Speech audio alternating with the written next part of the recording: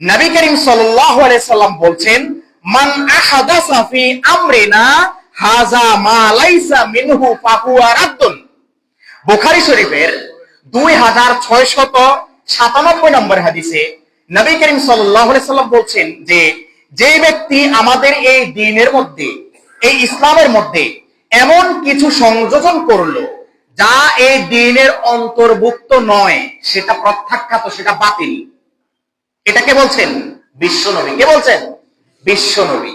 তিনি বলছেন, যারা আমাদের এই দ্বীনের মধ্যে নতুন কিছু সৃষ্টি করে, নতুন কিছু যোগ করে, যেটা আমার থেকে, আমার আল্লাহর থেকে যেটা কি হয় নাই, অ্যাড হয় নাই, সংযুক্ত হয় নাই, এগুলা সবগুলা বাতিল। এগুলা সবগুলা কি? বাতিল। এগুলা গ্রহণ করা যাবে না। এরপরে নবী করিম সাল্লাল্লাহু আলাইহি সাল্লাম আবার মুসলিম শরীফের 867 নম্বর হাদিসে, রেফারেন্স গুলা মনে রাখবেন, আমি হাদিস নম্বর সহ বলে দিচ্ছি, কারণ আমি আগে আপনাদেরকে বলেছি দলিল ছাড়া কথা বলা হচ্ছে আন্দাজে বকা, ঠিক কিনা? আর দলিল সহ কথা বলা মানে হচ্ছে গুরুত্বপূর্ণ কথা বলা, ঠিক কিনা?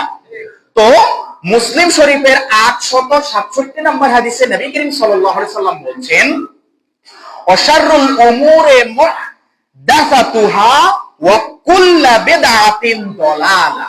নবী করিম সাল্লাল্লাহু আলাইহি সাল্লাম এখানে বলছেন, সবচেয়ে নিকৃষ্ট বিষয় হলো নবসৃষ্ট, উদ্ভাবিত বিষয় বেদাত, আর প্রত্যেক বেদাতি গোমরাহি, কুল্লু বেদাতিন ফিন্নার, আর প্রত্যেক বেদাতির অবস্থান হবে জাহান্নামে। নাউজুবিল্লাহ বলেন।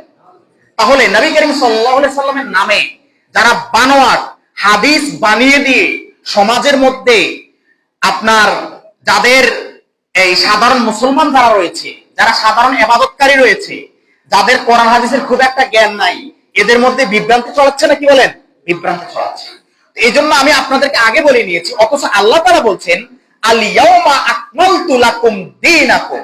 সূরা মায়েদার 3 নম্বর আয়াত আল্লাহ তাআলা বলছেন, আজ আমি তোমাদের জন্য তোমাদের দ্বীন ইসলামকে আমি পরিপূর্ণ করে দিয়েছি। সুবহানাল্লাহ বলেন। তাহলে আল্লাহ তাআলা বলছেন দ্বীনের মধ্যে আর কোনো কিছু নতুন দরকার নাই। আল ইয়াউমা আকমালতু লাকুম দীনাকুম, আমি তোমাদের জন্য তোমাদের দ্বীনের মধ্যে যা দরকার আমি সবকিছু আজকে তোমাদের এই দ্বীনের জন্য পরিপূর্ণ করে দিয়েছি। সুবহানাল্লাহ। তাহলে আসেন, দ্বীন পরিপূর্ণ, নতুন করে অন্য কারো কাছ থেকে নতুন কিছু বের হওয়ার দরকার নাই। আর নবী করিম সাল্লাল্লাহু আলাইহি সাল্লাম বলছেন, আমার পরে আমার কথা নয়, দ্বীনের মধ্যে এরকম আমার কথা বলে চালিয়ে দেওয়া সবগুলা বেদাত।